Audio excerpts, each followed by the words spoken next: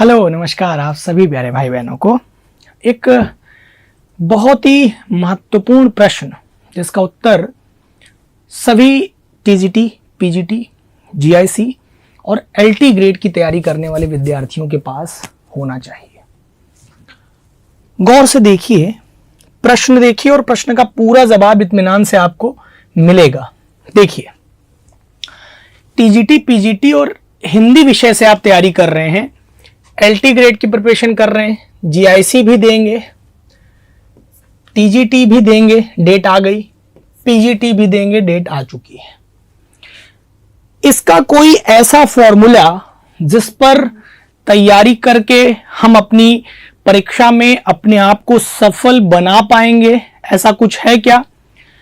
तो आपके सामने मैंने 3 पुस्तकें रखी हुई हैं। एक, सबसे पहले हिंदी साहित्य का सरल इतिहास आचार्य विश्वनाथ त्रिपाठी जी का।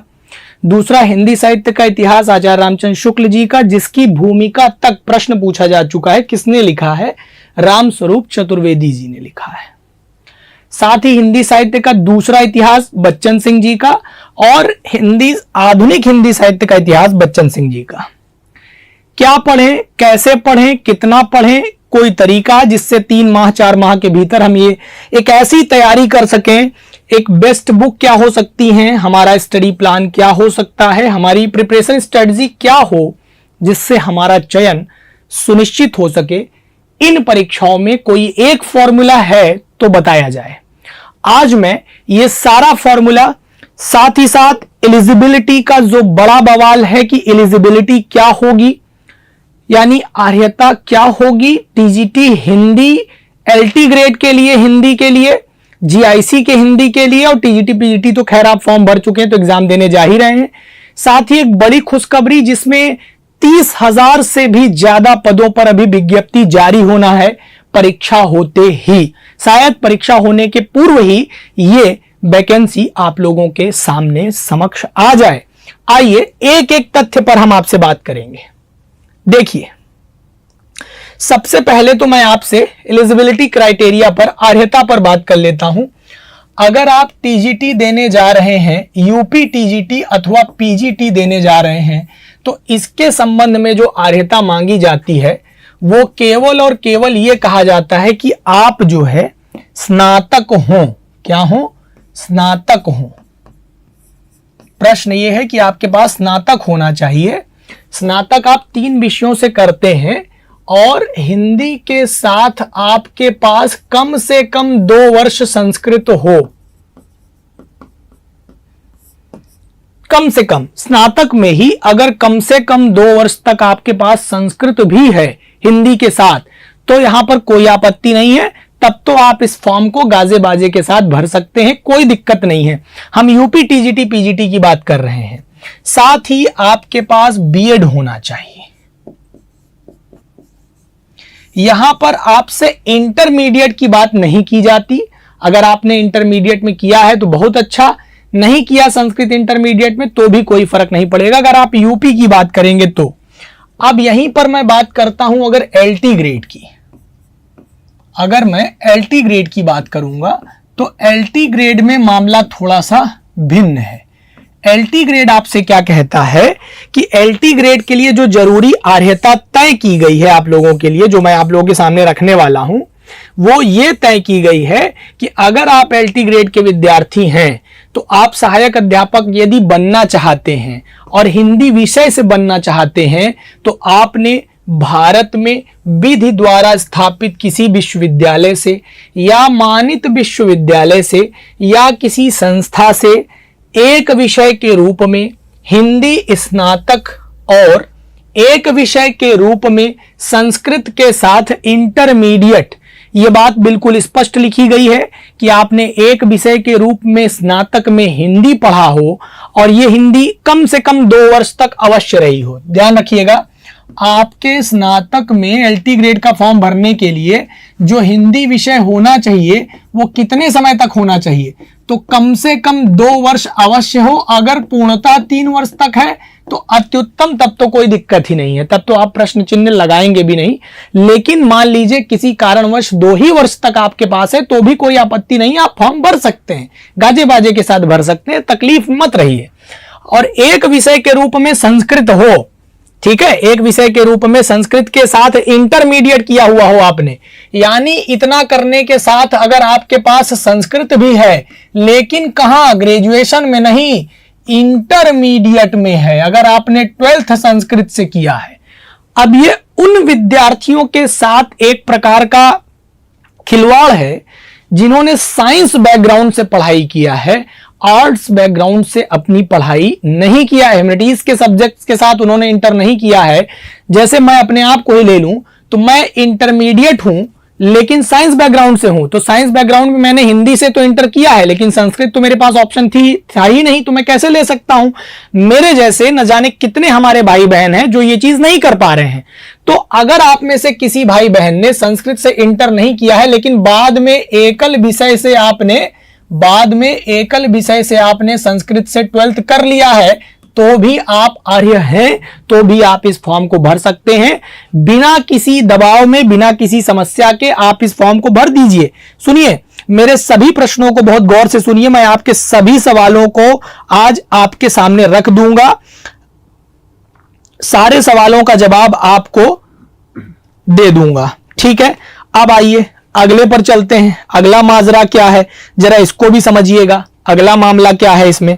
देखिए, अब इसमें एक तो भैया मैंने एलटी ग्रेड के लिए बता दिया कि आपके पास क्या होना चाहिए, तो स्नातक होना चाहिए, और स्नातक के साथ एलटी ग्रेड में आपके पास और क्या चीजें होनी चाहिए, तो स्नातक के साथ एलटी ग्रेड में आपके पास क्या होना चाहिए, स्नातक में एलटी ग्रेड के साथ आपके पास 12th में इंटरमीडिएट होना चाहिए। अगर तुरंत 12th में इंटरमीडिएट नहीं है, साइंस बैकग्राउंड से हैं, तो बाद में एकल विषय से आपने संस्कृत से इंटर कर रखा हो तो चलेगा, या फिर आपने उत्तर प्रदेश संस्कृत शिक्षा परिषद से उत्तर मध्यमा परीक्षा उत्तीर्ण की हो तब भी चलेगा। साथ ही भारत में एनसीटीई द्वारा मान्यता प्राप्त किसी कोर्स से शिक्षा स्नातक यानी बीएड की उपाधि प्राप्त की हो। बहुत से बच्चे ये कहते हैं कि सर हमारे बीएड में हमने इतिहास ले रखा था, भूगोल ले रखा था, तो शिक्षण विधियां पढ़ने के लिए वो दी जाती हैं कि आप टीचिंग मैथोलॉजी सीख लीजिए, आप टीचिंग पेडागोजिकल स्टाइल सीख लीजिए, पढ़ लीजिए, ना कि बीएड में आपको सेकंड सेमेस्टर में जो 2 विषय लेने पड़ते हैं उसको लेकर के आप बवाल काट दीजिए कि हमारा फलाना विषय था मैं नहीं भर पाऊंगा, हाय मोर मैया अब क्या हो गया। ऐसा कुछ सोचने की जरूरत नहीं, एकदम क्लियर मामला है कि आप दे सकते हैं। तो रहा एलटी ग्रेड। अच्छा, अब मान लीजिए कि आप जो है जा रहे हैं एलटी ग्रेड ना भर करके जीआईसी प्रवक्ता भरने जा रहे हैं, और सुनिए आप जीआईसी प्रवक्ता भरने जा रहे हैं, जीआईसी प्रवक्ता के तौर पर आप हिंदी से जीआईसी प्रवक्ता का फॉर्म भरने जा रहे हैं, जिसकी भर्ती कब तक आनी है, गौर से सुनिएगा, जिसकी भर्ती 10 अगस्त तक आने की संभावना जताई जा रही है, और यह एकदम निर्धारित है। कुछ विषयों में बवाल कटा हुआ है, उन विषयों को छोड़ करके बाकी विषयों की भर्ती निकाल दी जाएगी। हिंदी विषय की एकदम स्पष्ट गाजे बाजे के साथ भर्ती आ जाएगी। भर्ती शब्द यही शुद्ध लिखा हुआ है, अगर आप इस तरह से लिखते हैं तो यह शुद्ध माना जाता है, ठीक है, यही शब्द शुद्ध है।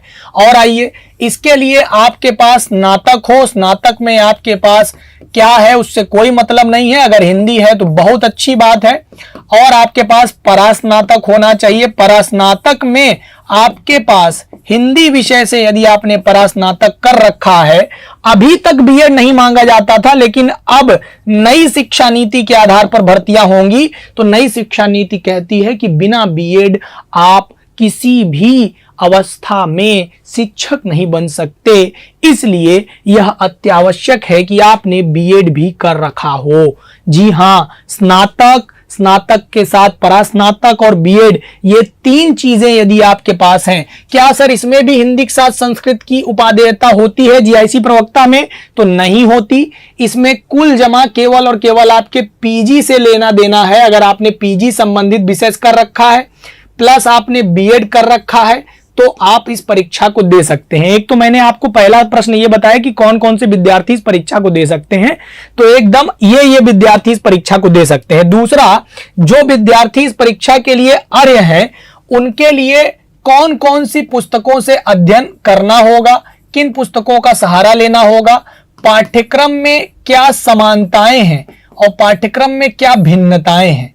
यानी कि पाठ्यक्रम की समानता और भिन्नता पर भी मैं प्रश्न लेकर के आऊंगा, इस पर भी मेरी आपसे बातचीत होगी लंबी। अगर आप ये नहीं समझ पाएंगे तो तैयारी बहुत दुर्लभ हो जाएगी। और साथ ही लेखन का अभ्यास अत्यावश्यक है। अगर आप लेखन का अभ्यास नहीं करते और चूंकि लंबे समय से केवल यूपी, टीजीटी, पीजीटी के ही पीछे पड़े हैं और आपको केवल वन लाइनर पुस्तकें रटने का शौक बन गया है और आप केवल रट्टू तोता बन करके इस परीक्षा को निकालना चाहते हैं, तो मैं हाथ जोड़ करके आपसे यह माफी मांगकर कहना चाहूंगा कि यह संभव नहीं है। यह दिवा स्वप्न मात्र रह जाएगा। अगर इसको हकीकत में बदलना है तो लेखन का अभ्यास जारी करिए। साथ ही साथ आप निबंध पर काम करना शुरू करिए। अगर आपको जीआईसी भरना है तो जीआईसी में निबंध भी आपसे पूछा जाएगा। साथ ही सामान्य हिंदी पर आपकी पकड़ मजबूत करिए। ठीक है, सामान्य हिंदी पर अपनी पकड़ मजबूत करिए। गद्य खंडों पर अपनी पकड़ मजबूत करिए, क्योंकि गद्य खंडों से भी खूब अच्छे खासे प्रश्न पूछे जाते हैं। और इसका जीएस तैयार करने के लिए यूपीपीएससी के क्वेश्चंस पर हमेशा पकड़ बनाए रखिए, क्योंकि लोक सेवा आयोग के द्वारा ही यह परीक्षा कंडक्ट कराई जाती है। तो लोक सेवा आयोग से जब ये परीक्षाएं कंडक्ट होती हैं तो लोक सेवा आयोग के प्रश्न पूछने की प्रकृति पर हमेशा आपको अपनी नजर बनाए रखना पड़ेगा, गड़ाए रखना पड़ेगा, तब जाकर के आप ये काम कर पाएंगे। देखिए, महत्वपूर्ण पुस्तकों में आपकी पहली पुस्तक हिंदी साहित्य का सरल इतिहास आपको पढ़ना चाहिए। जिस पुस्तक की ओर मैं आपका ध्यान आकर्षण करना चाहूंगा, हिंदी साहित्य के सरल इतिहास से उठाइए। चूंकि आप जानते हैं कि एलटी ग्रेड में आपका जो प्रक्रिया है वो लेखन पर भी आधारित है। यानी कि अगर आपको इस परीक्षा में चयनित होना है तो आपको लिखने का अभ्यास करना पड़ेगा। इस पुस्तक की सबसे खास बात यह है कि इसमें 4 खंड पूरे के पूरे आपको मिल जाएंगे। आदिकाल, भक्तिकाल, रीतिकाल और आधुनिक काल, ये पूरे के पूरे खंड मिल जाएंगे। सरल तरीके से लिखा गया है। न केवल इसका नाम सरल इतिहास है, अपितु बहुत ही सरलतम तरीके से आचार्य विश्वनाथ त्रिपाठी गुरुदेव जी ने बहुत सुंदर तरीके से इसको लिख दिया है। साथ ही गद्य साहित्य का इतिहास भी आपको यहां से देखने को मिलेगा। पूरे जो आपके 10 के 10 गद्य जो विधाएं हैं, उन सभी गद्य साहित्य के इतिहास पर भी आपका अध्ययन यहां पर बनेगा। सभी विधाओं पर, कहानी पर, उपन्यास पर एक मोटी समझ आपकी विकसित हो जाएगी। कविता पर, डायरी पर, निबंध पर, आत्मकथा और जीवनी पर, तो लगभग आप सभी विधाओं पर एक मोटी समझ विकसित कर लेंगे। कौन से महत्वपूर्ण लेखक हैं, उन्होंने किस प्रकार से लेखन की प्रक्रिया शुरू किया। तो इसको पढ़ने की जो प्रक्रिया है, सबसे पहले अगर आप पढ़ना शुरू कर रहे हैं तो प्रथम पुस्तक के रूप में सारी पुस्तकों को दरकिनार करते हुए, सारे वीडियोस को, सारे चीजों को किनारे करते हुए अगर आप इस प्रक्रिया में उतरें और केवल इस पुस्तक को कहानी की तरह, मतलब इस पुस्तक को वाचन के साथ यदि आप पढ़ना शुरू कर दें, एक पेंसिल उठा लीजिए, एक हाईलाइटर उठा लीजिए और हाइलाइटर और पेंसिल की सहायता से आप इसको अगर मगअप करते चलें, इसको तैयार करते चलें, तो इस पुस्तक से आप अपनी लेखन कला विकसित कर लेंगे। यह पुस्तक आपको लेखन कला विकसित करने में काफी मदद करेगी। साथ ही साथ आपके वन लाइनर प्रश्न भी जो है यहां से क्लियर होते चलेंगे। आपको पूरा मामला स्पष्ट कर देगा। यह पुस्तक जो है ये पूरे तथ्य के विषय में, ये पूरे तथ्यों की जानकारी करने में आपकी काफी मदद कर सकते हैं। साथ ही जो दूसरी पुस्तक आपको उठानी चाहिए वो आचार्य रामचंद्र शुक्ल की पुस्तक, जो हिंदी साहित्य का इतिहास है, जिनके बिना अगर साहित्य जगत की बात करें तो हिंदी साहित्य में प्रश्न बनना ही संभव नहीं है।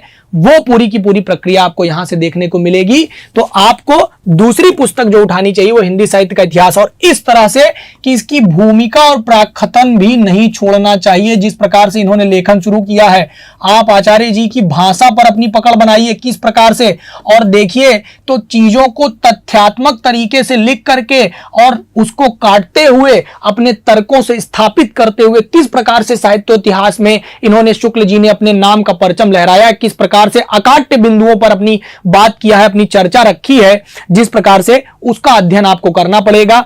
इनसे निकलने वाले महत्वपूर्ण तथ्य, किस कवि, किस लेखक, किस आचार्य के विषय में इन्होंने क्या टिप्पणी किया है उसके विषय में, साथ ही अपनी बात को स्पष्ट रूप से, सुचारू रूप से रखने के लिए इन्होंने बहुत सारे काव्य कलाओं के माध्यम से कई सारे उदाहरण भी रखे हैं, तो उन उदाहरणों को भी अच्छे से देखते हुए यदि आगे हम बढ़ते रहें तो फिर हम हिंदी साहित्य के इतिहास पर आचार्य रामचंद्र शुक्ल द्वारा लिखित साहित्य इतिहास पर अपनी पकड़ मजबूत कर पाएंगे।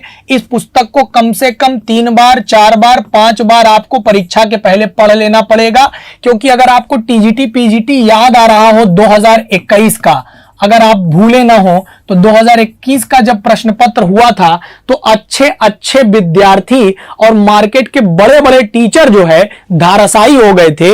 इस प्रश्न पत्र को लेकर के कोई भी व्यक्ति यूट्यूब पर खड़ा होकर के उत्तर बताने तक नहीं आया। इस प्रकार का प्रश्न उठाया गया था। तो मैं आपको याद दिलाना चाहूंगा कि वो प्रश्न अभी तक की चलती हुई परिपाटी और लीक से हटकर बनाए गए थे और वह यूजीसी के प्रक्रम पर बनाए हुए प्रश्न पत्र होने के नाते अच्छों की हालत खराब हो गई थी। तो ध्यान रहे कि यदि आप साहित्य इतिहास को पढ़ने चल रहे हैं तो सरल इतिहास और उसके बाद आचार्य रामचंद्र शुक्ल जी के इतिहास को आपको एक साथ लेकर के चलना चाहिए। कुछ मामलों में आप यहां पर डॉक्टर नगेंद्र का हिंदी साहित्य का इतिहास साथ में लेकर के चल सकते हैं। कुछ तथ्यों को साथ में मिला करके आप पढ़ सकते हैं। जो तथ्य यहां से आपको थोड़े क्लिष्ट लगे, समझ में ना आए, उस तथ्य की मदद आप डॉक्टर नगेंद्र जी से ले सकते हैं और वहां से आपका प्रश्न क्लियर हो जाएगा। ध्यान दीजिए, अगर आप इसको पढ़ेंगे तो जो कथन और निष्कर्ष टाइप के क्वेश्चंस आपसे पूछे जाते हैं वो क्वेश्चन आप आसानी से हल कर लेंगे और वन लाइनर प्रश्न के पीछे भागते भागते आप तथ्यों से जो हट जाते हैं वो आपकी चयन की प्रक्रिया को धीमा कर देता है, उसमें आप सफल नहीं हो पाते। इसलिए इस पुस्तक को पढ़ना पड़ेगा। जब आपकी ये पुस्तक कंप्लीट हो जाती है तो आपके पास अब मौका है कि आप इन दोनों पुस्तकों पर अपनी नजर बनाएं। हां, यह संभव है कि आप आचार्य शुक्ल जी के साथ, आप आचार्य शुक्ल जी की पुस्तक के साथ एक पुस्तक जोड़ करके पढ़ लीजिए, हिंदी साहित्य का दूसरा इतिहास। तो बच्चन जी ने चूंकि शुक्ल जी को ही काफी हद तक, देखिए जितने भी साहित्य इतिहास की पुस्तकें लिखी गई, रची गई, अभी भी जो लिखी जा रही हैं, उनका जो आधार ग्रंथ है, जो उनकी जो जन्मावली है, जो उनके जन्म की प्रक्रिया है, वो शुक्ल जी की पुस्तक से होकर ही गुजरती है, उससे भिन्न नहीं है। तो ये ध्यान रखना पड़ेगा कि आप जब हिंदी साहित्य का इतिहास पढ़ रहे होंगे शुक्ल जी का, तो आप चाहें तो सरल भाषा को चुनने के लिए और चीजों को और आसानी से समझने के लिए कुछ और तर्क, कुछ और एग्जाम्पल्स को देखने के लिए आप हिंदी साहित्य का दूसरा इतिहास बच्चन सिंह जी का उठा सकते हैं। ये आपकी काफी मदद करेंगे शुक्ल जी के इतिहास को समझने में भी, साथ ही साथ इतिहास के जो भी प्रश्न आपके सामने आएंगे, जो कथन और निष्कर्ष पर आधारित हो, जो तथ्य पर आधारित हो, जो चुनाव करने पर आधारित हो, जहां पर मिलान करना पड़ता हो, वहां से काफी आसानी होगी। हां, ध्यान रखिए, जब आप शुक्ल जी को पढ़ेंगे तो जो समय मिलेगा वो हर जगह पर केवल संवत में मिलेगा, ईस्वी में नहीं मिलेगा। -57 कर देने पर वो समय ईस्वी में कन्वर्ट हो जाएगा। तो अब आपकी जिम्मेदारी बनती है, क्योंकि परीक्षक के निगाहों में प्रश्न संवत और ईस्वी में वो कन्वर्ट कर करके देते रहते हैं, रचनावली, रचनाकार इत्यादि सबको। तो आप ये प्रयास करिएगा कि बगल में पेंसिल, एक A4 साइज का पेपर, रजिस्टर और कलम लेके बैठिए। जिस भी चीज के बारे में चर्चा हो रही है, कोई महत्वपूर्ण तथ्य हो, जैसे मान लीजिए इन्हीं का आदिकाल के खंडों में ही जाकर के लिखा हुआ है कि आजकल आध्यात्मिक रंग के चश्मे बहुत सस्ते हो गए हैं। तो अब आप ये पूरा का पूरा खंड किसके विषय में कहा गया है, कौन कह रहा है, किस इतिहास ग्रंथ में है, प्रकरण तक से सवाल बनते हैं। प्रकरण तक को आपको तैयार करना पड़ेगा। शुक्ल जी ने कौन सी बात किस प्रकरण में कहा है, तो उसको प्रकरणों में बांट करके लिखा गया है। तो उस आधार पर अपना अध्ययन अध्यापन शुरू करिए तो काफी मदद मिलेगी। फिर दूसरा इतिहास जब आप पढ़ रहे होंगे तो ये आपको शुक्ल जी के इतिहास को काफी सरल भाषा में और रोचक तरीके से लिखी हुई दिखाई पड़ेगी। साथ ही साथ आधुनिक हिंदी साहित्य के इतिहास पर जब आप उतरेंगे, क्योंकि आधुनिक से प्रश्न, चाहे आप यूजीसी नेट का पेपर देने जा रहे हो मेरे भाई, चाहे तो आप यूपी टीजीटी पीजीटी देने जा रहे हो, क्योंकि अब वो समय नहीं रह गया है कि आप वन लाइनर पुनीत राय को रट करके चले जाइए, आप वन लाइनर सरस्वती पांडे, गोविंद चंद पांडे को रट के चले जाइए और वहां से आपका चयन हो जाए। तो ये थोड़ा सा क्लिष्ट है, ये अब लगभग संभव नहीं रह गया है। अब चूंकि परीक्षा अपनी प्रकृति बदल रही है, साथ ही साथ विद्यार्थियों को तैयारी करने के लिए बड़ा लंबा समय मिला है। अगर यूपी की बात करें तो एलटी में भी ज्यादा समय नहीं मिलेगा। एलटी में जो विद्यार्थी पुराने समय से पढ़े हुए हैं या जो विद्यार्थी अब से टूट के लग जाएंगे, क्योंकि एलटी में आपको 4 माह से ज्यादा का समय नहीं मिलने वाला, ये जान लीजिए आप। ये परीक्षा पीएससी करा रही है, कोई उत्तर प्रदेश लोक सेवा उत्तर प्रदेश के द्वारा ये परीक्षा नए शिक्षा आयोग के द्वारा नहीं कराया जा रहा है। ये परीक्षा आपको यूपी पीएससी कंडक्ट करवाती है। 4 माह के भीतर आपको एग्जाम लेकर के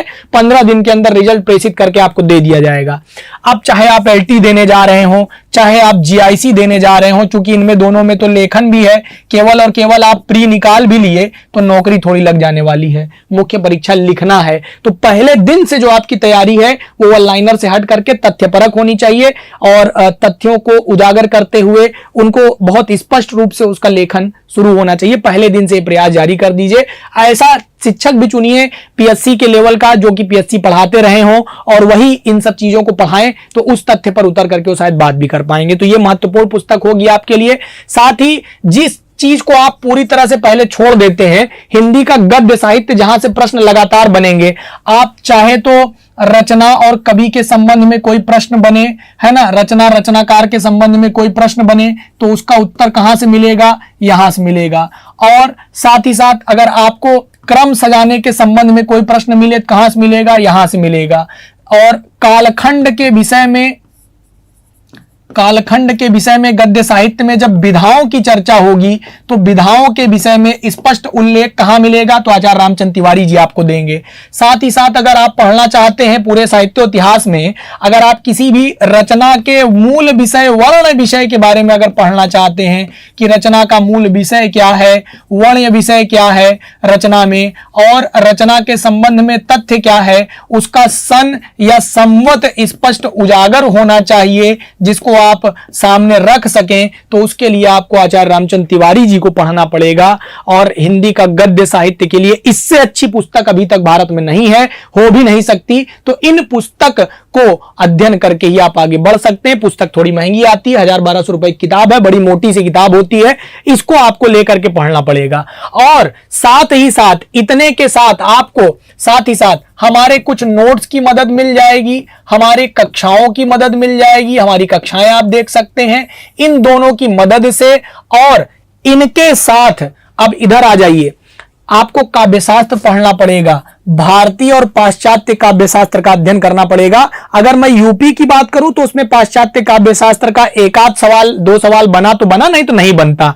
यूजीसी में जरूर बनता है, अगर आप यूजीसी का पेपर देने जा रहे हैं तो बनेगा, पाश्चात्य पूरा एक सिलेबस ही है। लेकिन अगर आप टीजीटी पीजीटी स्तर की बात करें तो नहीं बनता। तो काव्यशास्त्र के लिए आप भारतीय काव्यशास्त्र अवश्य पढ़ना पड़ता है, जिसमें निशा अग्रवाल जी के द्वारा लिखी गई पुस्तक का कोई तोड़ नहीं है। सरलतम भाषा में अपनी बात को स्पष्ट उजागर किया गया है। केवल गाइडों के भरोसे अब आपकी पढ़ाई नहीं हो पाएगी, ये बात मैं बार बार दोहरा चुका हूं। जिस प्रकार से मैं एक एक तथ्य आपके सामने रख रहा हूं, अगर इन सारी पुस्तकों को समाहित करके अगर आप एक साथ अपने समय को बांट करके, कुल समय को 2 से 3 खंडों में विभाजित करके, एक प्रातः काल का जो समय है इस समय को, मध्य बेला के समय को और संध्या बेला के समय को, रात्रि बेला के समय को आप एक साथ जो है इकट्ठा कर लीजिए और तीनों समय को कम से कम 2-2 ढाई घंटे के एक पार्ट में डिवाइड कर लीजिए। और इस प्रकार से यदि आप अपना अध्ययन अध्यापन शुरू करें तो ही आप अपनी पढ़ाई में 4 माह के भीतर वो दिन आएगा कि आपकी नौकरी लगेगी और लाख कुछ कोई कह ले, आपको कोई रोक नहीं पाएगा अगर आप इस प्रक्रिया के तहत आगे बढ़ने का प्रयास करते हैं। तो आपको बताना चाहूंगा कि इसके साथ ही साथ आपको हिंदी व्याकरण भी पढ़ना पड़ेगा। हिंदी व्याकरण के लिए जो आपके पास सबसे संवर्धित पुस्तक है वो आचार्य कामता प्रसाद गुरु जी की है, जिनकी पुस्तक अकाट्य है, जिसको किसी भी रूप में कोई काट नहीं सकता है। तो ये ध्यान रखिएगा कि हिंदी व्याकरण की पुस्तक आपके लिए काफी यूजफुल साबित होगी, आचार्य कामता प्रसाद गुरु की। और साथ ही मैं आपको बता दूं, भाषा विज्ञान से आप आज की डेट में चाहे तो यूजीसी में जाएंगे तो पूरा का पूरा एक यूनिट ही लगा हुआ है, 10 प्रश्न आपको वहां से देखने को मिलते हैं। बिना भाषा का अध्ययन किए हुए आप साहित्य जगत के इतिहास को भी नहीं समझ पाएंगे, तो ये भी संभव नहीं है, इसलिए इसको भी देखना पड़ेगा। मैं बताना चाहूंगा कि आप डॉक्टर भोलानाथ तिवारी जी की पुस्तक उठाइए, वहां से आपको हिंदी भाषा की संरचना पढ़ने में मदद मिलेगी। तो इस पुस्तक का आपको सहारा लेना पड़ेगा। ये दोनों किताबें आपके हिंदी व्याकरण के पक्ष को अत्यंत मजबूत करेंगी और खंडशः किसी भी प्रश्न का उत्तर लिखित रूप में देने में भी आपकी मदद करेंगी। अगर मैं पाठ्यक्रमों पर आधारित आपसे चर्चा करूं तो ये आपका टीजीटी का पाठ्यक्रम है, प्रशिक्षित स्नातक, जिसका कोड 01 होता है। तो इसमें हिंदी साहित्य का इतिहास आपको अध्ययन करना है। जरा सा गौर से मेरी बात को सुनते चलिए, मैं आपको बहुत जल्दी समझा दूंगा चीजें।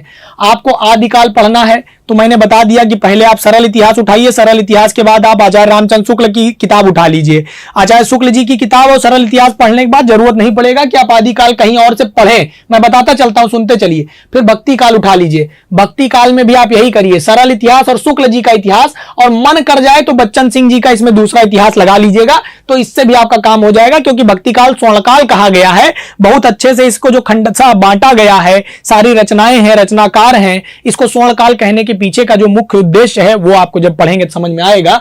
फिर इसमें आप संत काव्य पढ़ेंगे, सूफी काव्य पढ़ेंगे, राम काव्य पढ़ेंगे, कृष्ण काव्य पढ़ेंगे, ये सारी चीजों का अध्ययन। फिर रीति काल का अध्ययन करेंगे। अब रीति काल, रीति मुक्त, रीति इतर, रीतिबद्ध, रीति सिद्ध, इन चारों का अध्ययन आपको शुक्ल जी के ग्रंथावली से पढ़ना चाहिए। शुक्ल जी से पहले इसको सरलता में एक ग्राफ अपने मन में तैयार करने के लिए सरल इतिहास, सरल इतिहास के बाद शुक्ल जी, शुक्ल जी के बाद आप बच्चन सिंह जी का जो दूसरा इतिहास है उसका अध्ययन आप कर लीजिए। और आधुनिक इतिहास की जब बात करेंगे तो आधुनिक इतिहास पूरे आधुनिक काल को पढ़ने में मदद करेगा। साथ ही शुक्ल जी की किताब इसमें आपकी काफी मदद करेगी। सरल तरीके से पढ़ने के लिए सरल इतिहास आपकी इसमें काफी मदद करेगी। फिर आप आ गए भारतेंदु युग पर, द्विवेदी युग पर, छायावाद, प्रगतिवाद, प्रयोगवाद और नई कविता, जहां से समझ लीजिए प्रश्न बनना तय है। प्रत्येक वाद से 2-2, 3-3, 4-4 सवाल आप जोड़ते चले चलिए।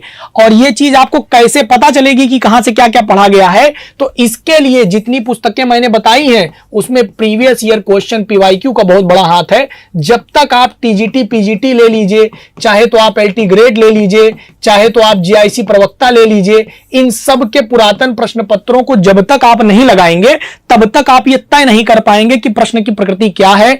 उस प्रकृति के आधार पर मैं कैसे अपने इन सारे तथ्यों पर काम कर पाऊंगा, यह तय नहीं कर पाएंगे। तो इसलिए पीवाईक्यूज को सॉल्व करना बहुत जरूरी है। प्रतिदिन आप कम से कम 50 से 100 क्वेश्चन, कम से कम 100 क्वेश्चन, अब जो समय चल रहा है ना, 100 क्वेश्चन प्रतिदिन आप 1.5 घंटा बैठिए, 2 घंटा बैठिए, और मतलब 3 स्लॉट जो मैंने आपको बताया, मॉर्निंग स्लॉट और जो है आपका मध्यकालीन स्लॉट और एक संध्या बेला का जो स्लॉट है, इन तीनों स्लॉट्स में कोई एक स्लॉट आपको पीवाईक्यू सेशन के लिए देना चाहिए और बाकी के 2 स्लॉट्स आपको अपनी आगामी पढ़ाई के लिए देना चाहिए, कंटेंट पढ़ाई के लिए देना चाहिए। अब ये जो आचार्य रामचंद्र तिवारी की मैंने पुस्तक आपको बताई, ये पूरी की पूरी मदद करेगी। आचार्य रामचंद्र तिवारी की जो किताब है वो आपको गद्य साहित्य का इतिहास पढ़ने में मदद करेगी, जहां पर आप निबंध पढ़ेंगे, नाटक पढ़ेंगे, उपन्यास पढ़ेंगे, कहानी पढ़ेंगे, गद्य का जो गद्य की लघु विधाएं हैं वो पढ़ेंगे, जिसमें जीवनी आ जाएगी, आपका आत्मकथा है, संस्मरण है, रेखा चित्र है, यात्रा साहित्य है, गद्य काव्य है, व्यंग हिंदी के रचनाकार हैं, उनकी रचनाएं हैं,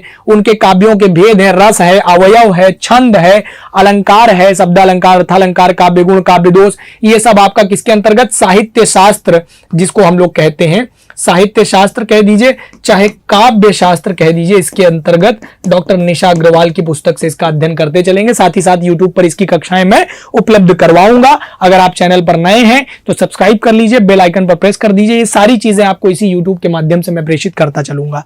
अच्छा, इन सब चीजों को पढ़ने के लिए इतना बढ़िया, जैसे मैं आपको एक एग्जांपल दे दूं, जब आप हिंदी कहानी में जाएंगे तो जब रामचंद्र तिवारी जी की पुस्तक को आप उठाएंगे तो इतना सरल तरीके से, इतना बेहतर तरीके से, मतलब किसी विद्यार्थी को किसी की जरूरत ही नहीं है, सच बताएं तो एकदम शून्य स्तर से वहां पर चीजें लिखी गई हैं। कहानी विकास कैसे हुआ, कैसे उसको कितने खंडों में बांटा गया है कि भैया हिंदी कहानी है, प्रेमचंद युग है, प्रेमचंदोत्तर युग है, प्रेमचंद प्रसाद युग है, ऐसे बांट बांट करके उनके समयों के आधार पर उसका उल्लेख इत्यादि सारी बातों का उल्लेख है। कौन कौन से रचना काल किस खंड में आएंगे, कौन कौन सी रचनाएं लिखी, उसका मूल विषय क्या बनाया, क्या उसको फिर परिवर्तित करके किसी अन्य नाम से भी निकाला गया, इत्यादि सब कुछ आपको यहां पर अध्ययन करने को मिलेगा। तो ये सारी बातें आपको वहां पढ़ते हुए चलना पड़ेगा। अच्छा, फिर हिंदी की कुछ बोलियां हैं, है ना, जैसा कि मैंने आपको भाषा विज्ञान पढ़ने कहा, विभाषाएं हैं, शब्द संपदा है, कुछ ध्वनियां हैं, देवनागरी लिपि है, उनकी समस्याएं हैं, इत्यादि का बोध आपको करते चलना है। फिर व्याकरण के पक्ष पर भी आपको काम करना है, जिसमें लिंग, वचन, कारक, काल, संधि, समास, है ना। जैसे आपसे पूछ लिया कि भैया दुपहिया में कौन सा समास है, आपसे पूछ लिया मृगनयनी में कौन सा समास है ना, आपसे पूछ लिया कि सच्चिदानंद में कौन सी संधि लग रही है, इत्यादि सभी बातें जब तक आप कॉन्टेक्स्ट को पढ़ेंगे नहीं, समझेंगे नहीं, समझ में नहीं आएगा। व्याकरण के पक्ष को भी मैं यूट्यूब पर आपको फ्री ऑफ कॉस्ट पढ़ाने की पूरी कोशिश करूंगा जितना मुझसे हो पाएगा, है ना। और अभ्यास माला भी आप लोगों के लिए मैं बहुत जल्दी शुरुआत कर रहा हूं, बहुत जल्दी मैं आप लोगों के लिए अभ्यास मालाएं भी लेकर के उपस्थित होऊंगा। वर्तनी शुद्धि के संबंध में, वाक्य के संबंध में, वाक्य वर्तनी शुद्धि, शुद्धिकरण, शब्द रूप के बारे में, पर्यायवाची हो गया, विलोम हो गया, श्रुति सम भिन्नार्थी शब्द, श्रुति अर्थात सुनने योग्य, सम मतलब समान, श्रुति सुना हुआ, सम समान, भिन्न अर्थक भिन्न अर्थ देने वाला, सुनने में समान परंतु अर्थ में भिन्न होने वाले शब्द को हम श्रुति सम भिन्नार्थक शब्द कहते हैं। वाक्यांश के लिए एक शब्द पढ़ने को मिलेगा, मुहावरे मिलेंगे, लोकोक्तियां मिलेंगी, इन सब का अध्ययन व्याकरण के संबंध में आपसे करना है। और जब मैं यूपी टीजीटी पीजीटी के स्तर पर बात करूंगा तो कम से कम यहां से 20 से 25 सवाल मान के चलिए, कहीं नहीं गया है, 20 से 25 सवाल यहां से बनेगा ही बनेगा। ठीक है, 20 से 25 सवाल। और सुनिए, यहां पर मैं आपकी बड़ी खास मदद करने वाला हूं। जब संस्कृत के साहित्य के पढ़ने की बात आती है तो इसके संबंध में आपको हमारी एक नोट्स मिल जाएगी। अंत में मैं आपको बताऊंगा ये मिलेगी कैसे।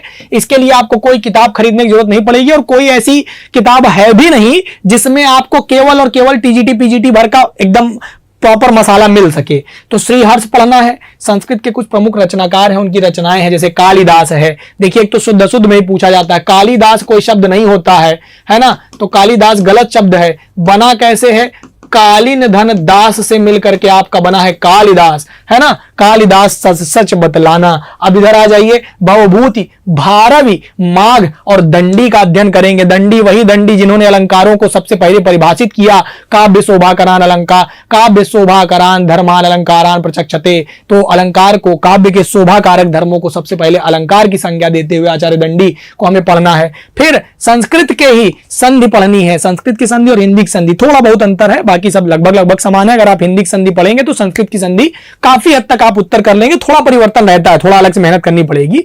स्वर हुआ, व्यंजन संधि हुआ, समास का अध्ययन आपको संस्कृत में भी करना है, हिंदी की व्याकरण में भी करना है। शब्द रूप यहां पर पढ़ने में अच्छे अच्छे हिंदी के विद्यार्थियों को धुआं निकल जाता है, इसमें थोड़ी मेहनत करनी पड़ेगी। धातु रूप और कारक प्रयोग पर आपका काम करना पड़ेगा। जैसे जब मैं कारक पढ़ाऊंगा तो बताऊंगा क्रियाजनकत्वम कारकत्वम क्रियान्वयित्वम कारकत्वम, तो यहां पर मैं कारक के बारे में आपसे चर्चा करूंगा। और एक कम से कम 3 से 4 सवाल, यदा कदा 2 ही सवाल, यदा कदा 5 से 6 सवाल भी हिंदी से संस्कृत में अनुवाद करने के लिए भी दे दिए जाते हैं। जैसे नदी क्रोश भर टेढ़ी है, नदी क्रोशेण कुटिला। पिछली बार सवाल पूछा गया था 2021 के टीजीटी परीक्षा में, तो थोड़ा सा यहां पर भी आपका ध्यान आकर्षण होना चाहिए। यही चीज प्रवक्ता में देख लीजिए, वही अब आप आएंगे तो जब पीजीटी स्तर की परीक्षा देने जाते हैं क्या बदल जाता है, मैं इसी पर तो आपका ध्यान आकर्षित करना चाहता हूं। यही तो मेरा विषय है इस वीडियो को बनाने का। यहां पर आपको आदिकाल नहीं पढ़ना, यहां पर आदिकाल साहित्य की प्रवृत्तियां पढ़नी है। इसीलिए तो मैंने आपको शुक्ल जी की किताब पढ़ने को कहा,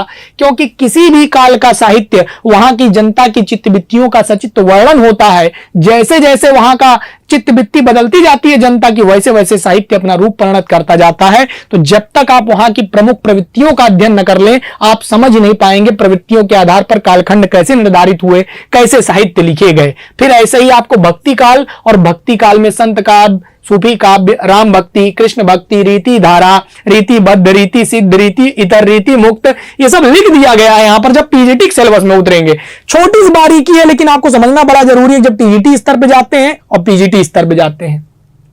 फिर वही भारतेंदु द्विवेदी, छायावाद, प्रगतिवाद, नई कविता, साठोत्तरी कविता तक उतर जाइए। और फिर ऐसे ही गद्य साहित्य का विकास आपको पढ़ना है। ये सब तो सेम चीजें, कोई अंतर नहीं है। इसमें भी संस्कृत साहित्य में उन्हीं लोगों को पढ़ना है, कुछ एक आठ तो बढ़ जाएंगे। यहां देखिएगा आपके सिलेबस में भी कालिदास है। चलिए अब इधर आ जाइए, तो मम्मट को आपको अलग से पढ़ना पड़ेगा, यहां पर विश्वनाथ को, राजशेखर को, कुछ लोगों को अलग अलग से आपको पढ़ना पड़ता है पीजीटी में जब आप उतरते हैं तब। और भाषा विज्ञान का पूरा अलग सेशन है, 15 सवाल आपको, 10 सवाल कम से कम यहीं से देखने को मिल जाता है भाषा विज्ञान से अलग से।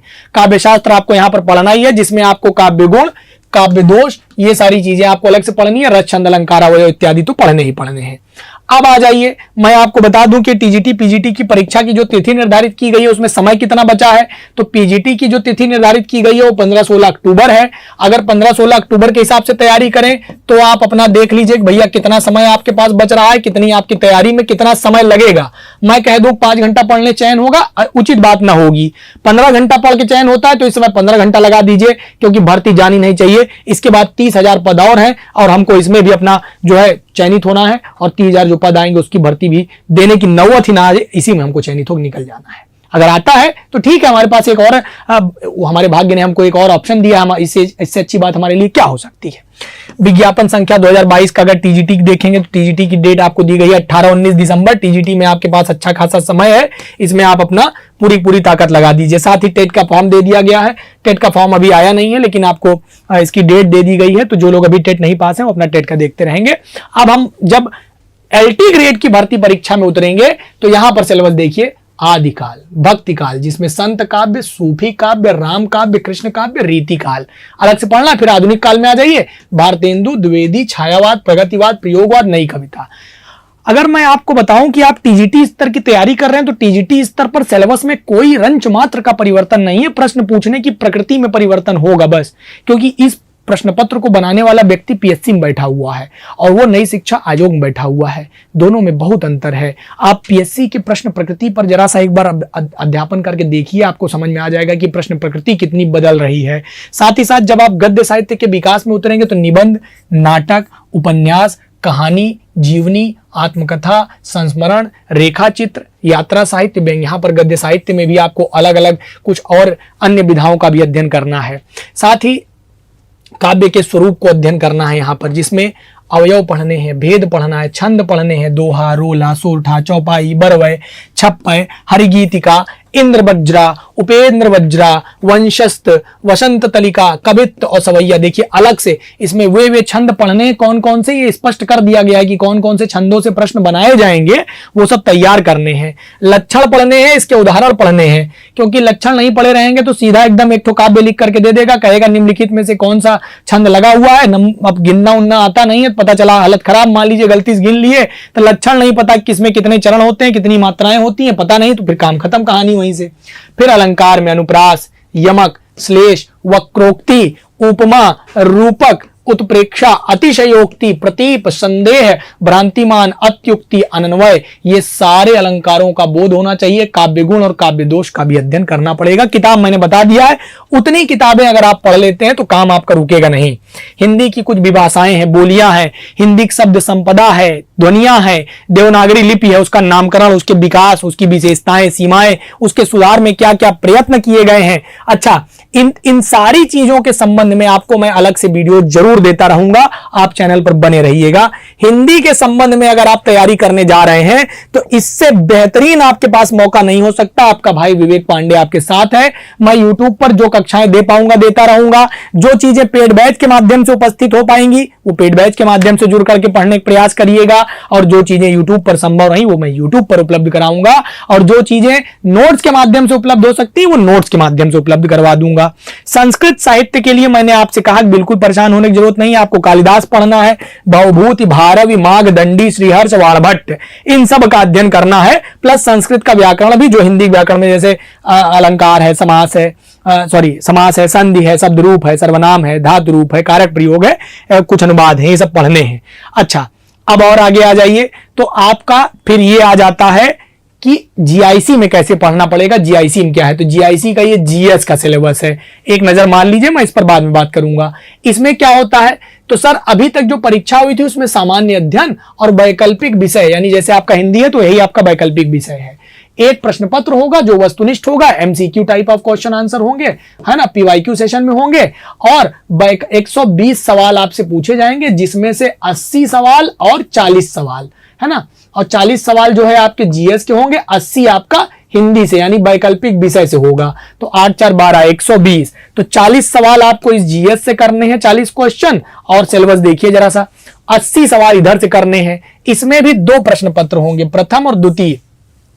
वो तो हो गया। फिर उसके बाद वैकल्पिक विषय में मुख्य परीक्षा का में आपको क्या करना पड़ेगा, तो मुख्य परीक्षा में अब आपको वैकल्पिक विषय जो पाठ्यक्रम होगा वो मुख्य परीक्षा की तरह रहेगा। मुख्य परीक्षा की तरह मतलब कैसे, लिखित होगा, जिसमें पहले प्रश्न पत्र में सामान्य हिंदी और निबंध आपको करना पड़ेगा, अच्छे से पढ़ना पड़ेगा। इसीलिए मैं कह रहा हूं पीएससी टीचर पकड़ पढ़ना भैया। तो कह रहे हैं 2 घंटे का प्रश्न पत्र होगा, 100 नंबर पेपर होगा, 2 नंबर का एक क्वेश्चन रहेगा और इसमें आपको सामान्य हिंदी और निबंध पर काम करना पड़ेगा। दूसरा वैकल्पिक विषय परंपरागत होगा, यानी कि आपको हिंदी का प्रश्न पत्र हल करना पड़ेगा लिखित रूप में, 3 घंटे का समय रहेगा, 300 नंबर का पूर्णांक है इसमें। फिर अब जब सिलेबस पे आएंगे तो क्या क्या पूछेगा, तो जब आप हिंदी की बात करेंगे तो अपठित गद्यांश जैसे आरओ यूपी पीसीएस में पूछा जाता है, संक्षेपण उसका, उससे संबंधित कुछ प्रश्न और अंडरलाइन पार्ट की व्याख्या करना, ये सब आपको करना पड़ेगा, शीर्षक चयन करना।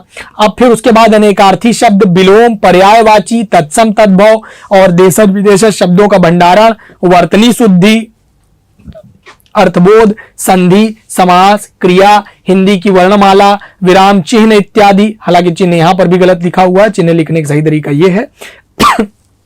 शब्द रचना, वाक्य रचना, अर्थ, मुहावरे, लोकोक्ति, उत्तर प्रदेश की मुख्य बोलियां, हिंदी भाषा के प्रयोग में होने वाली अशुद्धियां, इतनी चीजों का अध्ययन करके आपको यह प्रश्न पत्र हल करना होगा। फिर इसमें हिंदी निबंध में क्या क्या होगा, तो देखिए इस खंड में एक निबंध आपको लिखना होगा। एक निबंध 50 अंक का पूरा पूरा होगा, विस्तार से उसका उत्तर करना पड़ेगा, ठीक है। और ये 1000 शब्दों में लिखना होगा। अगर मैं आरओ की बात करूं तो आरओ में 600 शब्द में लिखना होता है। यहीं पीसीएस की बात करूं तो यूपी पीएससी में आपको 700 शब्दों में लिखना होता है। यहीं यूपीएससी की बात करूं तो 1000 से 1200 शब्दों में आपको लिखना होता है। अब इतने विषयों पर काम करना पड़ेगा। साहित्य और संस्कृति, राष्ट्रीय विकास योजना उसका क्रियान्वयन, राष्ट्रीय अंतर्राष्ट्रीय सामाजिक सामान्य जो संस्थाएं निदान है, और उसके विज्ञान और पर्यावरण संबंध में साइंस एंड टेक्नोलॉजी और एनवायरमेंट इकोलॉजी, और प्राकृतिक आपदाएं, डिजास्टर मैनेजमेंट उसके निवारण, और कृषि उद्योग और व्यापार के संबंध में। इतनी चीजों के संबंध में आपको इसमें चर्चा करनी पड़ेगी। फिर जब मैं वैकल्पिक विषय में उतरूंगा तो वैकल्पिक विषय में आपके पास कुल संख्या 20 प्रश्नों की होगी और सभी प्रश्न आपको करने पड़ेंगे, जिसमें 3 खंड होंगे, खंड आ, खंड ब, खंड सा, मतलब 3 सेक्शंस होंगे यहाँ पर। और तीनों सेक्शन में पहले सेक्शन में 5 सवाल होगा जो कि 250 शब्दों में आपको लिखने होंगे, प्रत्येक प्रश्न 25 नंबर के, ठीक है। ऐसे ही दूसरे में भी 5 होंगे जिसको आपको 150 शब्दों में लिखना होगा, 15 अंकों का एक क्वेश्चन होगा। ऐसे ही तीसरे सेक्शन में 10 सवाल होंगे जिसको 50 शब्दों में लिखना होगा, 10 अंकों का एक सवाल होगा। यानी कि अगर आप हिंदी विषय के साथ तैयारी कर रहे हैं तो तैयारी में जो आपका मुख्य ध्येय है वो पहले दिन से लेखन की ओर होना चाहिए। आपके पास इस समय भर्तियों की भरमार है। अगर इस समय आप भाग्य के भरोसे बैठे रह जाएंगे तो मेहनत करने वाला अपनी तकदीर चमका जाएगा। भाग्य के भरोसे न बैठ करके आप हिंदी विषय के साथ अपनी तैयारी को शुरू करिए। साथ ही मैं आपको बता दूं कि आप अगर चैनल पर नए हैं, नहीं जानते, ये इसका सिलेबस है पूरा पूरा, ये सारा पीडीएफ मैं आपको उपलब्ध करवा दूंगा, क्योंकि सब कुछ मैंने बता दिया तो इस पर अलग से बात करने की जरूरत नहीं है। ये सब कंप्लीट सिलेबस वही है। और इसके लिए आपको हमारा टेलीग्राम चैनल है विवेक सर ऑफिशियल के नाम से, इसको आप ज्वाइन कर लीजिए।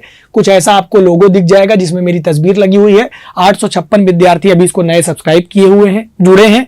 साथ ही ये लिंक है जिसको आप टेलीग्राम के माध्यम से ज्वाइन कर सकते हैं। ये हाइपर लिंक है, इसको क्लिक करते ही आप सीधा टेलीग्राम पे चले जाएंगे। सर्च करके नहीं मिलता तो सीधा आप टेलीग्राम के माध्यम से ऐसे जुड़ सकते हैं। साथ ही आपको एक व्हाट्सएप नंबर दे रहे हैं। आपसे अनुरोध है कि इस नंबर पर फोन न करके, क्योंकि हमारी टीम कोई बहुत बड़ी टीम नहीं है, मैं कोई बहुत बड़ा प्लेयर नहीं हूं, बहुत बड़ी कंपनी नहीं हूं, मैं एक अकेला व्यक्ति हूं, तो इस पर फोन उठा पाना लगभग संभव नहीं है। 1-2 लोग हमारे साथ हैं, हमारे ही विद्यार्थी हैं जो हमारे साथ जुड़ करके काम कर रहे हैं। तो इस नंबर पर अगर आप व्हाट्सएप कर देंगे, कोई आपकी दुविधा होगा, कोई प्रश्न होगा, तो आपका निदान कर दिया जाएगा। साथ ही संस्कृत साहित्य के संबंध में आपको एक छोटी सी पीडीएफ नोट्स के माध्यम से उपलब्ध करवा दी जाएगी। एक पीडीएफ नोट्स आपको उपलब्ध करवा दिया जाएगा, है ना, जिसके लिए बहुत ना के बराबर आपसे शुल्क लिया जाएगा और आपको ये पीडीएफ नोट्स उपलब्ध करवा दिया जाएगा, ठीक है।